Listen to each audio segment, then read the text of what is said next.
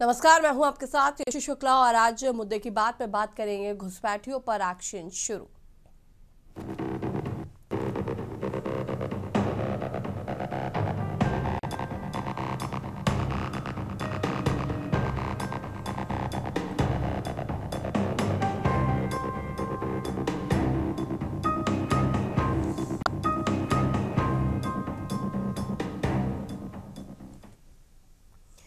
आज बात करेंगे सिर्फ एक प्रशासनिक कार्रवाई की नहीं बल्कि पूरे देश की सुरक्षा के ताने बाने को झकझोर देने वाले बड़े ऑपरेशन की, क्योंकि उत्तर प्रदेश में मुख्यमंत्री योगी आदित्यनाथ ने रोहिंग्या और बांग्लादेशी घुसपैठियों के खिलाफ निर्णायक कार्रवाई शुरू की है।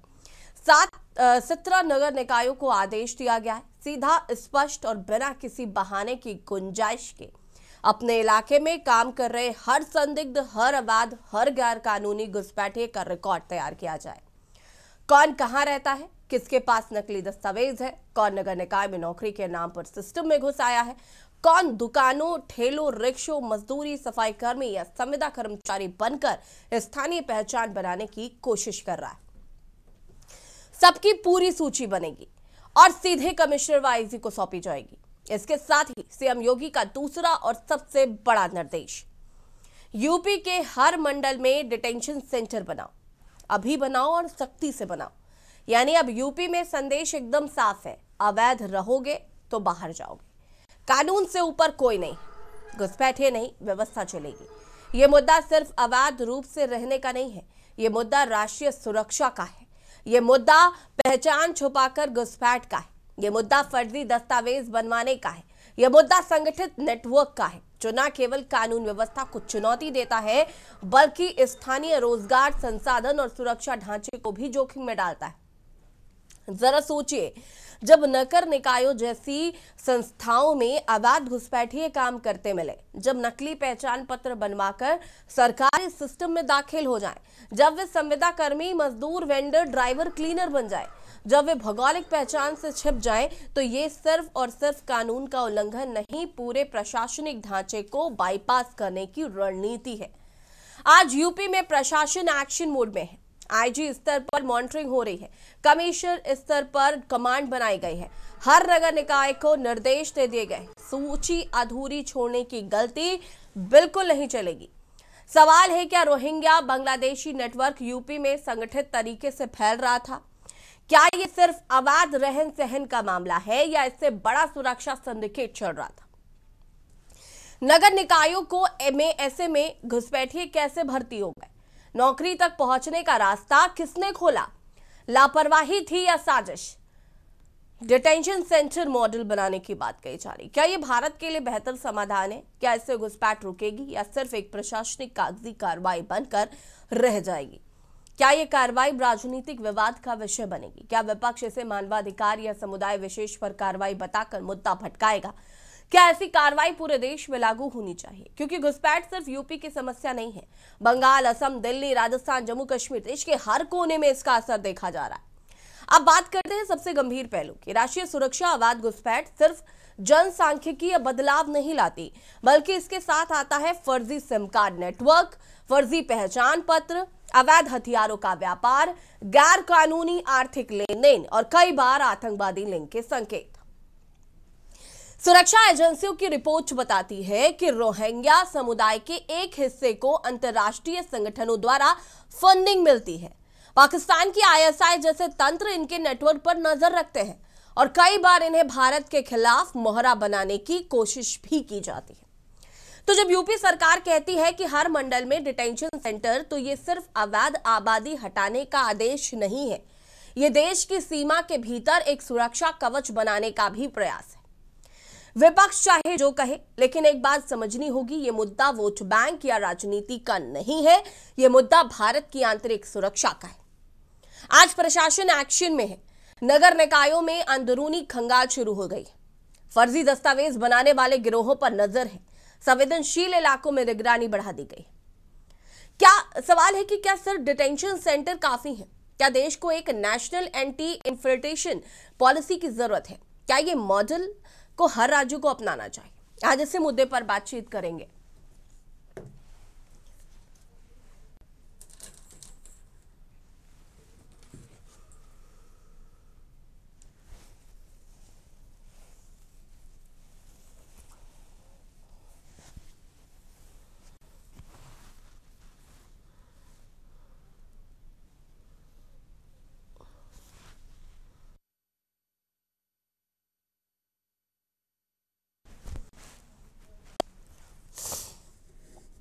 संजय सिंह बीजेपी नेता हमारे साथ जुड़ चुके हैं, सुलखान सिंह पूर्व डीजीपी यूपी हमारे साथ जुड़ चुके हैं, और मनीष तिवारी लखनऊ से संवाददाता हमारे साथ जुड़ चुके हैं। सबसे पहले तो स्वागत है आपका, आप सभी का। मनीष तिवारी लखनऊ से संवाददाता जुड़ चुके हैं। मनीष, सबसे पहले आपसे जानना चाहेंगे, मुख्यमंत्री योगी आदित्यनाथ ने निर्देशित कर दिया है, 17 नगर निकायों को आदेश दे दिए हैं, एक सूची तैयार की जाए, डिटेंशन सेंटर बनाए जाएं और रोहिंग्या और बांग्लादेशियों पर कड़ी कार्रवाई शुरू हो चुकी है।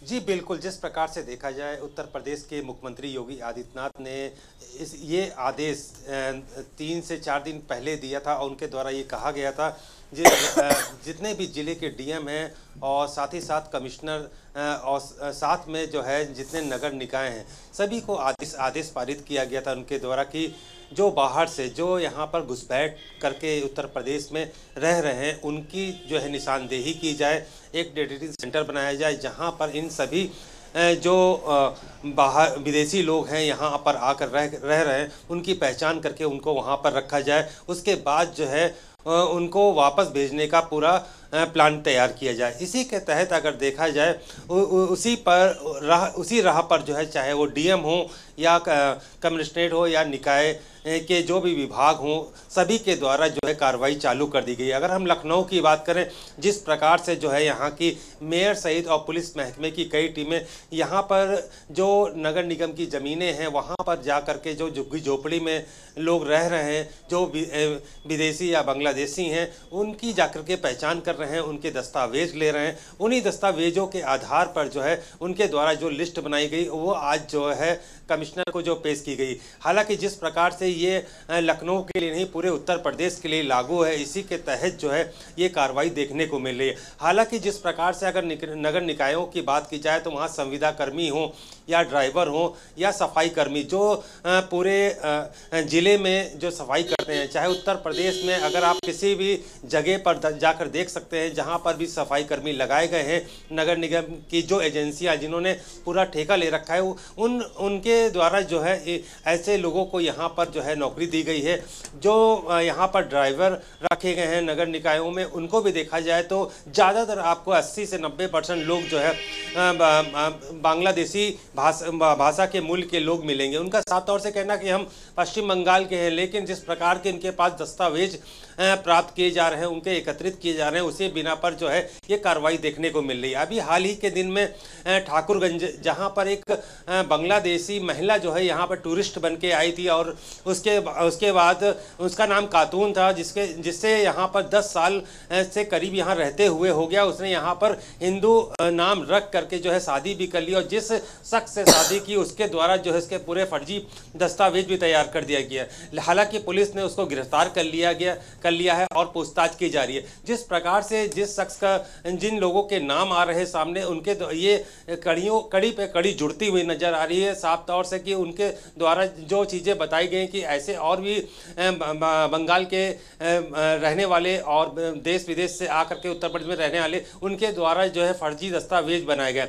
हालांकि जिस प्रकार से मुख्यमंत्री का जो आदेश है कि जो घुसपैठियां हैं उनको चिन्हित किया जाए, लेकिन जिस प्रकार से उनके पास से जो दस्तावेज बरामद किए जा रहे हैं सबसे बड़ा सवाल जो है विपक्ष उठा रहा है। उनका साफ तौर से कहना उन पर भी जो है कार्रवाई की जाए कि उनके आधार कार्ड, उनका वोटर ID कार्ड या लाइसेंस किस आधार पर जो है यहाँ पर बनाया गया है। तो सबसे बड़ा सोचनीय बात है, झुग्गी झोपड़ी में यहाँ पर रह रहे हैं यहाँ पर लोग, लेकिन अगर उनके पास दस्तावेज की बात की जाए तो उनके पास सभी प्रकार के दस्तावेज हैं। उनकी झुग्गी झोपड़ी में जो है यहाँ पे मीटर बिजली के कनेक्शन भी पाए जाते हैं। तो कह सकते हैं कि जिस प्रकार से अब मुख्यमंत्री के आदेश के बाद जो है पड़ताल जारी हो गई है, बहुत तेजी से पड़ताल चल रही है। अब ये देखना होगा कि क्या आंकड़ा उत्तर प्रदेश से निकल के आ रहा है कि जो घुसपैठ करके जो है उत्तर प्रदेश में आ करके या तो नौकरी कर रहे हैं या रेस्टोरेंटों में काम कर रहे हैं। आप किसी भी ज़्यादातर रेस्टोरेंट में जाएंगे जहां नॉनवेज का रेस्टोरेंट, वहां पर ज़्यादातर पश्चिम बंगाल के लोग बताते हैं हम पश्चिम बंगाल के रहने वाले।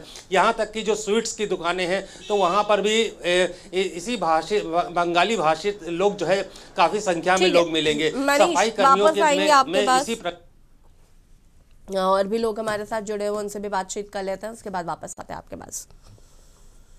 आनंद राय सपा नेता हमारे साथ जुड़ चुके हैं, आपका भी बहुत बहुत स्वागत। सुनील त्रिपाठी वरिष्ठ पत्रकार भी जुड़ चुके हैं, आपका भी बहुत बहुत स्वागत। सुलखान सिंह जी पूर्व डीजीपी हैं हमारे साथ जुड़े हुए हैं। सुलखान जी, मैं आपसे समझना चाहूंगी, ये रोहिंग्या हो या बांग्लादेशी हो, अगर हम इनकी बात करें तो ये आज या कल में नहीं बसे, बहुत एक लंबे समय से रह रहे हैं, उनका आधार कार्ड है, उनका पहचान पत्र है, तमाम चीज़ें। लेकिन हम ये समझना चाहेंगे कि ऐसे कैसे, ये कितना आसान है कि आप नकली पहचान पत्र बनवा रहे हैं, या आगे किस तरीके से कार्रवाई होनी चाहिए अब इन पर जब मुख्यमंत्री सख्त है तो? ये देखिए, बांग्लादेशी खासतौर पर ये आज़ादी के बाद से ही बंगाली लोग जो हैं इधर हिंदुस्तान में आने शुरू हो गए थे। और पश्चिमी पाकिस्तान, जो अब पाकिस्तान है, वहाँ से भी काफ़ी संख्या में हिंदू बहुत लोग वहाँ से आए हैं, पलायन करके वहाँ से। और बांग्लादेश से जो लोग आ रहे हैं उसमें बंगाली हिंदू भी हैं, बंगाली मुसलमान भी हैं। ये जो रखाइन प्रांत से आ रहे हैं रोहिंग्या जो हैं, इसमें मोस्टली जो है ये मुसलमान हैं जो, और ये लगातार तब से चल रहा है। 71 के जो पाकिस्तानी सेना ने वहाँ ज्यादतियाँ की, उसके बाद से पलायन और ज्यादा हो गया है। और ये सब गरीब तबके के लोग हैं जिनको लगता है कि यहाँ कुछ ना कुछ जॉब मिल जाएगा, चाहे वो कूड़ा बीनने का हो या कहीं छोटा मोटा डेली वेजेस की नौकरी हो, तो इसलिए काफी लोग वहां से आ रहे हैं। और ये लगातार चल रहा है और अभी तक इसमें कोई रोक टोक नहीं है कहीं पर भी। तो ये एक अच्छा है कि ये अभियान शुरू किया गया है, लेकिन ये अभियान पूरे देशव्यापी तौर पे चलाना चाहिए। इसको गृह मंत्रालय भारत सरकार के द्वारा इसको मॉनिटर करना चाहिए, क्योंकि ये खासतौर पे बांग्लादेशी जो लोग हैं और रोहिंग्याज भी, ये लगभग पूरे देश में सभी राज्यों में पहुंच चुके हैं। और इनका अलग अलग अनुमान लगाया जाता है। कोई कहता है 4-5 साल पहले की बात है कि 2 करोड़ हैं, कोई कहता है 4 करोड़ हैं। तो ये संख्या काफी बड़ी है। तो इसकी छानबीन जितने जल्दी शुरू की जाए उतने अच्छा। बहुत ज्यादा पुराने लोग अगर रेजिडेंट हो जाते हैं तो फिर कोई जांच करना या कोई छानबीन करना बड़ा मुश्किल हो जाता है। तो ये अच्छा है कि यहाँ शुरू हुआ है। मेरे ख्याल में ये सब जगह शुरू करना चाहिए इसको, और सेंट्रल इसको मॉनिटर करके, और इस पर अब फाइनल कार्रवाई होनी चाहिए। लेकिन इसके साथ साथ अब ये भी देखना चाहिए कोई नया इन्फिल्ट्रेशन ना होने पाए, नए घुसपैठिए ना आए जो है। ये बॉर्डर में देखना भारत सरकार का काम है ये। ठीक है सर, वापस आएंगे आपके पास। संजय सिंह हमारे साथ बीजेपी नेता जुड़े हुए हैं। संजय सिंह जी, मैं आपसे समझना चाहूंगी कि कार्रवाई सिर्फ घुसपैठियों पर होगी या उस सिस्टम पर भी होगी जिन्होंने इन्हें यहाँ पर बसाया है, नकली पहचान पत्र बनाए हैं, आधार कार्ड बनाए हैं? देखिए श्री जी, पहली बात तो ये है कि मैं पूज्य योगी आदित्यनाथ जी को धन्यवाद देना चाहूंगा कि उन्होंने कम से कम इतने कठोर कदम उठाए। एक मिनट, जब कॉल आ गई। इतने कठोर कदम उठाने का निर्णय लिया है, और ये उनके रहते ही संभव है। हम कल्पना नहीं कर सकते थे कि अगर पूर्ववर्ती सरकार अखिलेश यादव जी की होती तो इस तरह का कोई कदम उठाते। वोट बैंक की राजनीति चलते हैं। अभी जैसे पूर्व डीजीपी हमारे साथ जुड़े हुए सुलखान सिंह जी बहुत अनुभवी आईपीएस ऑफिसर रहे, बहुत इकतदार, बहुत ईमानदार ऑफिसर रहे हैं। इनकी बड़ी अच्छी छवि रही है भाई साहब की, तो उन्होंने विस्तार से आपको बताया। लेकिन देखिए, ये बहुत बड़ा संकट है भारत के सामने। डेमोग्राफी चेंज करके भारत का इस्लामीकरण करने की बहुत बड़ी प्रोजेक्ट चल रही है, धर्मांतरण और डेमोग्राफी चेंज। तो जब से हमारे प्रधानमंत्री नरेंद्र मोदी जी हैं और हमारे अमित शाह जी हैं, इसकी तरफ बहुत चिंता रही है।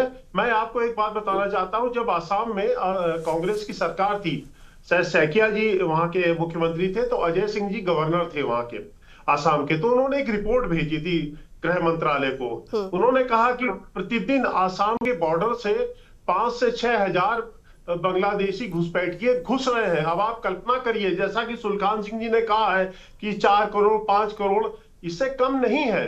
और कल माननीय सुप्रीम कोर्ट ने भी कहा है इस बारे में, बहुत महत्वपूर्ण चीफ जस्टिस महोदय की तरफ से जो बेंच है, उन्होंने कहा है कि जो इलीगल माइग्रेंट्स हैं, they can not be illegal rights, उनको कोई लीगल राइट नहीं मिल सकता है। और उन्होंने ये भी कहा कि हमारे देश के संसाधनों पे, यहाँ गरीब रहते हैं तो उनके संसाधनों पे डाका डाल रहे हैं लोग। तो ये संभव भारतीय जनता पार्टी की सरकार के रहते ही संभव है। आसाम में हेमंत बिस्वा शर्मा जी बहुत कड़े कदम उठाए गए हैं, इधर योगी जी उठा रहे हैं, डिटेंशन कैंप उठा रहे हैं। और देखिए, मैं SIR चुनाव आयोग को धन्यवाद देना चाहूंगा, जिनके चलते बहुत बड़ी संख्या में ये लोग भागे हैं। मेरी बेटी गुड़गांव में रहती है, वहां गुड़गांव में हर घर में बांग्लादेशी महिलाएं काम कर रही थी, और जब SIR शुरू हुआ है सब छोड़ के भाग गए। यहाँ लखनऊ में भी तमाम है।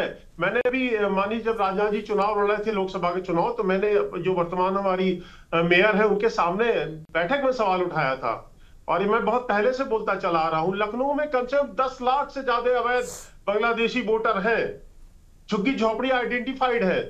तो कम से कम अब पुलिस प्रशासन जागा है, योगी जी के नेतृत्व में निश्चित रूप से कार्रवाई होगी और निश्चित रूप से पकड़ के बाहर निकाले जाएंगे। संजय जी वापस आएंगे, आनंद राय जी का रुख कर लेते हैं।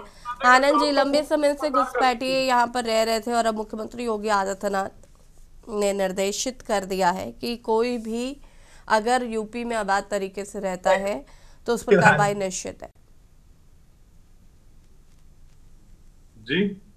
जी आनंद राय जी, आपको आवाज आ रही है? आ रही है, हाँ। एक बार दोबारा सवाल किया। योगी आदित्यनाथ जी ने निर्देशित किया है कि कोई भी अवैध तरीके से उत्तर प्रदेश में नहीं रह पाएगा। ठीक है, बहुत बहुत धन्यवाद आपका। एक अच्छा सवाल है। मैं पूछना चाहता हूँ, बॉर्डर जैसे केंद्र में सरकार किसकी है? भारतीय जनता पार्टी की है। प्रदेश में सरकार किसकी है? भारतीय जनता पार्टी की है। मैं आपसे पूछना चाहता हूं, आपके माध्यम से सरकार से पूछना चाहता हूं, जब बॉर्डर केंद्र के अधीनस्थ है, तो जब बॉर्डर केंद्र के अंदर में है, तो घुसपैठिए कहां से आ रहे हैं, कहां से जा रहे हैं? इतना आंकड़ा बता दिया, 5-6 हजार रोज का आंकड़ा आपने बताया। उतने में तो हम लगता है कि हमारी जनसंख्या कम हो जाती, बांग्लादेशियों की ज्यादा हो जाती। लेकिन तब भी मैं कह रहा हूं कि ये सब निष्पक्ष होने चाहिए। आप रोहिंग्या कह के आप बिहार में SIR कराए और वहां के लोगों के 65 लाख को ऑटो के नाम काट दिए गए। तो देखिए, निष्पक्ष तो सरकार ही नहीं चल रही है। वो इस पे सवाल पर जनता उठा रही है, लोग उठा रहे हैं। ये लूट तंत्र की सरकार है, ये हिटलर शाही की सरकार है, ये तानाशाहियों की सरकार है। इनके पास कुछ अब बचा नहीं है। इन्होंने बहुत बड़े बड़े वादे किए। इन्होंने हर साल 2 करोड़ नौकरी देने का वादा किया, नहीं दे पाए। स्मार्ट सिटी बनाने का वादा किया, नहीं कर पाए। बुलेट ट्रेन बनाने को कहा, नहीं कर पाए। तो इनके कथनी करने में बहुत फर्क है। भारतीय जनता पार्टी के लोग मंचों से बहुत बड़ी झूठी बातें करते हैं, योजना तो ऐसे लाते हैं जैसे लगता है कि अखाड़े में इनसे दमदार पहलवान कोई नहीं है, लेकिन जब आगे जाएंगे तो मामला फुस हो जाता है। तो मैं यही कहना चाहता हूं कि इनके पास कुछ भी नहीं है। ये बड़ी बड़ी बातें करते हैं, लच्छेदार बातें करते हैं, जो लोगों को सुनने में पहले बहुत मजा आता था, लेकिन अब ऐसा नहीं है। मैं माननीय प्रवक्ता जी आपको बता दूं, अब आपकी बातों पे भरोसा नहीं करना चाहता है। योगी आदित्यनाथ जी कितने बड़े बड़े वादे करते थे, हाँ? तो इनके वादों में, इरादों में बहुत फर्क है, और जो भी ये काम कहेंगे करने को, बिल्कुल उल्टा करेंगे। हमारे लोगों का वोट ना कटने पाए, इसका विशेष ध्यान दें। भारतीय नागरिक यहाँ सुरक्षित रहे, और रोहिंग्या चाहे बांग्लादेशी चाहे विदेशी जो भी आ रहे हैं, आपकी जिम्मेदारी बनती है कि वहां से कोई आए ना आए, आपकी जिम्मेदारी बनती है। ठीक है, सुनील त्रिपाठी जी कैसे देख रहे हैं इस पूरे मुद्दे को? रुक जाइएगा संजय जी, आऊंगी मैं। देखिए ऐसी जी, आदरणीय सुरखान जी बैठे हुए हैं, पूर्व DGP हैं, मैं इनके भी कार्यकाल में रिपोर्टिंग किया हूं। जिस समय आप DGP थे, शायद भाई साहब आपको याद है कि नहीं है, 3200 तलवारों की चर्चा नेपाल बॉर्डर पर मीडिया में सुर्खियां बनी। वो 3200 तलवारें किसकी थी, कहां थी? उसके बाद वो प्रकरण खत्म हो गया। तो ये रोहिंग्या आज से नहीं आ रहे हैं। आप जो कह रहे हैं, मैं पूर्ण सहमत हूं इस बात से। इस प्रदेश के मुख्यमंत्री भाजपा के भी रहे, बसपा की भी रही, सपा के भी रहे, लेकिन ये साहसिक निर्णय केवल आदित्यनाथ योगी में दिखाई पड़ा, जिन्होंने रोहिंग्याओं के खिलाफ, घुसपैठियों के खिलाफ एक मुहिम छेड़ी है, और ये बहुत अच्छा है। ऐसी जी हम लोग कम से कम दर्जनों बार 2 साल से आपके चैनल से लेके 1 दर्जन चैनलों में चर्चा करता हूं कि सड़क किनारे जो बसें हैं, ये ऊपर से झुग्गी झोपड़ी डाले हुए, जरा इनके अंदर जाके देखिए, AC तक लगे हुए हैं। ये घुसपैठिए कौन है? ये रोहिंग्या हैं, बांग्लादेशी हैं, इन पर कार्रवाई होनी चाहिए। हम लोग 10 साल से बराबर इसकी चर्चा करते रहे हैं। जिस तरह से उन्होंने भारत के कोने कोने में पैठ बनाया है, ये एक दिन में नहीं बना है। आदरणीय सुलखान जी हैं और बड़े ईमानदार अफसर आप रहे हैं, मैं आपको नमस्कार करता हूं। एसी जी, सबसे बड़ी दिक्कत पुलिस की है। यहां अगर थाने में बसने वाले लोग आसपास थाने बस रहे हैं, संबंधित एसओ इंस्पेक्टर नहीं देख रहा है, ठीक है, उनकी जिम्मेदारी नहीं बनती है। मैं राजधानी में रहता हूं, कोई गली कूचा ऐसा नहीं है मेन रोड का जहां लोग अवैध तरीके से बस रहे, रेलवे किनारे, सड़कों किनारे, और ये लोग कहां के हैं अब तक इस पर कोई चर्चा ही नहीं हुई। सरकारें आई और चली गई। विपक्ष से मैं निवेदन करना चाह रहा हूं कि ये देश की अखंडता, एकता, अस्मिता का सवाल है, इसलिए इस पे राजनीति न कीजिए। जो घुसपैठी हमारे वहां आए हैं, विशेषकर म्यांमार से आए, रोहिंग्या, बांग्लादेश से भी लोग आए, घुसते चले आए, ये कोई गरीब खाना नहीं है कि आइए आप रहिए। हम अपने सीमित संसाधनों से अपना विकास कर नहीं पा रहे हैं, पड़ोसियों बच्चे क्यों पाले? सरकार के इस निर्णय का मैं धन्यवाद देता हूं। कम से कम सरकार ने एक कदम उठाया तो है। और पूरे देखिए, बंगाल के बॉर्डर पर, बांग्लादेश के बॉर्डर पर कितने लोग भाग भाग के जा रहे हैं। ये चुनाव आयोग की देन, अगर एसआईआर लागू न हुआ होता तो जो भीड़ दिखाई पड़ रही बॉर्डर पर दिखाई न पड़ती ऐसी चीज। इससे देश की सुरक्षा को भी खतरा पैदा हो रहा है। हर गली कूचे में बैठे हैं, और जिस तरह से देश में धर्मांतरण खेल चल रहा, संजय जी कह रहे हैं, मैं बिल्कुल सहमत हूं इस बात से। हमारी हिंदू बहन बेटियों का धर्मांतरण किस तरह से कराया जा रहा है, छांगुर बाबा उसका प्रमाण है।